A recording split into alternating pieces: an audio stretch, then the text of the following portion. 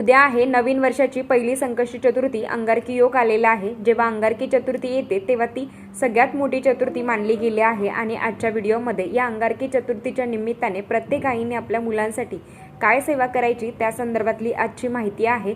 तर सगळ्यात आधी तर गणपती बाप्पांची प्रत्येकाच्या घरात आपण यथाशक्ती यथाभक्ती गणपती बाप्पांची पूजा करणार आहोत। पण त्याच्याबरोबर जेव्हा गणपती बाप्पांच्या मूर्तीवर अभिषेक करत असतात तर त्याचं जे तीर्थ आहे ना तर ते आपल्या मुलांसाठी द्यावं, खूप चांगलं असतं असं म्हणतात। आणि अर्थात आपण देवाचं तीर्थ प्राशन करतच असतो।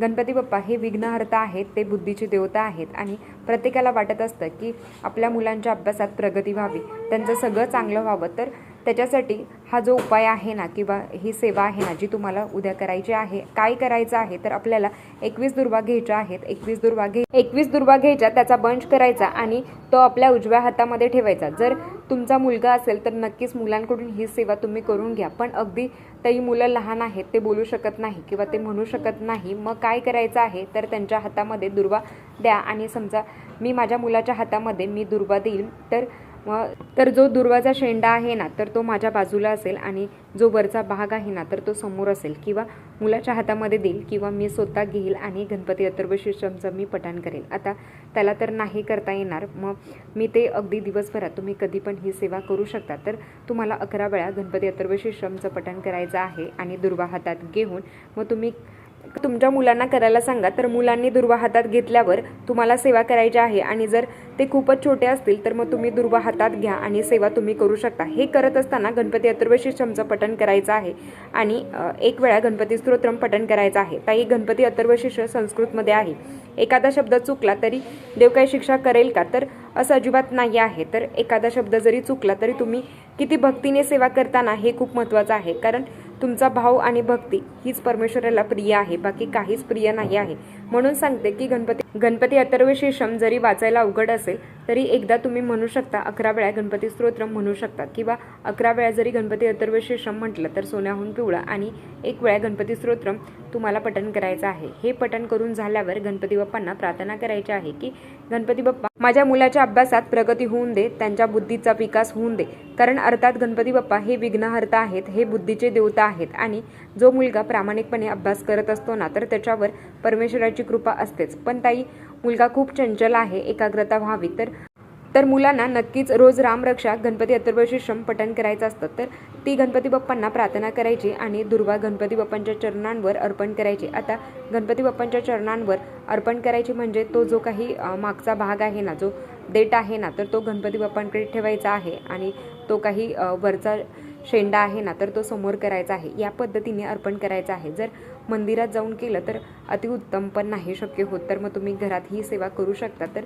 हे करून झाल्यावर दुसऱ्या दिवशी म्हणजेच बुधवारी जी काही दुर्वा आहे ना तर ती तुम्हाला निर्मला टाकायची आहे। तर ही सेवा तुम्ही उद्या दिवसभरात कधीही करू शकता। आता हे करून झाल्यावर अगदी चतुर्थीला आपण एक सेवा करत असतो, त्याबद्दल पण माहिती सांगते। तर संध्याकाळी आपल्याला एक खोबऱ्याचा वाटी घ्यायची किंवा मग छोटासा तुकडा घ्यायचा तरी चालेल आणि गणपती बाप्पांच्या नावाने आणि जो आपण गुळ खोबऱ्याचा नैवेद्य दाखवतो ना तर तसाच आपल्याला छोटासा तुकडा घ्यायचा आहे। त्या पद्धतीने छोटासा तुकडा घ्यायचा आणि त्याच्यावर कापूर जाळायचे। तर 2 कापूर संध्याकाळी प्रदोष काळानंतर अगदी मला ही सेवा करायची आहे। काय करायचं आहे, जी काही खोबऱ्याची वाटी आहे ना तर त्याच्यावर 2 कापूर तुम्हाला ठेवायचे आहेत आणि ओम श्री विघ्नहर्ताय नमः या मंत्राचा तुम्हाला मंत्रजप करायचा आहे।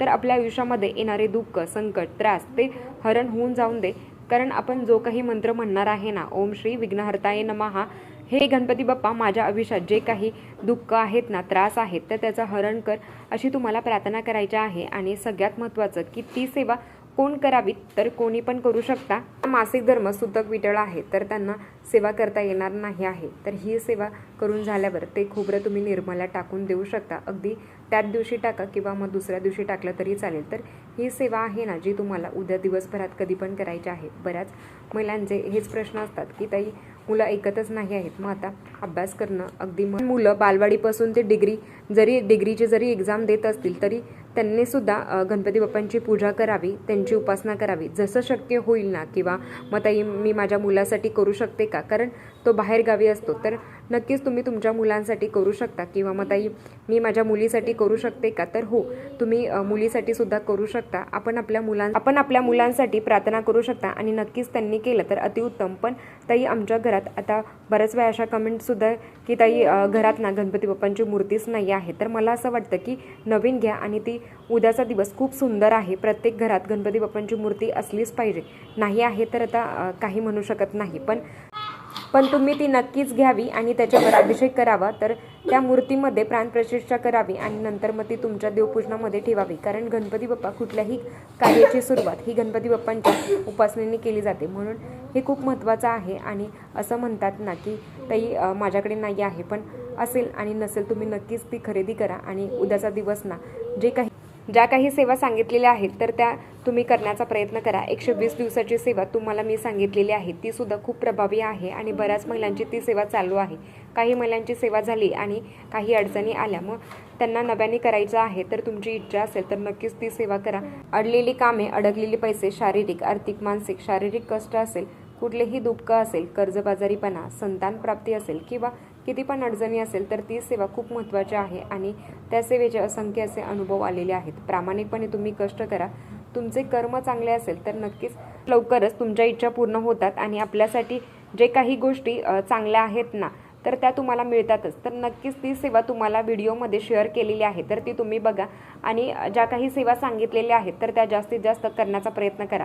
मोदक नाही करणं शक्य झालं तर बऱ्याच ठिकाणी गुळ आणि शेंगदाण्याचा नैवेद्य दाखवला जातो, तर तो सुद्धा गणपती बाप्पाला प्रिय आहे बरं का. पण मोदक तर अतिशय प्रिय आहे. जसं शक्य होईल तसं करण्याचा प्रयत्न करा, कारण शेवटी सांसारिक जबाबदाऱ्या आहेत, अडचणी आहेत, तर सगळं सांभाळून आपल्याला सगळं करायचं असतं. तर तुम्ही सेवा किती करताना हे खूप महत्त्वाचं आहे. त्यांना आवडीच्या गोष्टी आपण त्यांना देत असतो आणि खरं तर ते आपणच खात असतो. मग ते मोदक असेल किंवा मग एखादं फूल असेल, आपण आपल्या इच्छा असते की गणपती बाप्पांना जे आवडतं ना ते त्यांना द्यावं. पण देव हा फक्त आणि फक्त भक्तीचा भुकेला आहे. बाकी देवाला तुमच्याकडून काहीच नको आहे.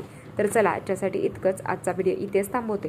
आवडला असेल तर लाईक, शेअर, सबस्क्राईब. परत भेटू अशाच नवीन व्हिडिओसोबत. तोपर्यंत धन्यवाद. श्री स्वामी समर्थ.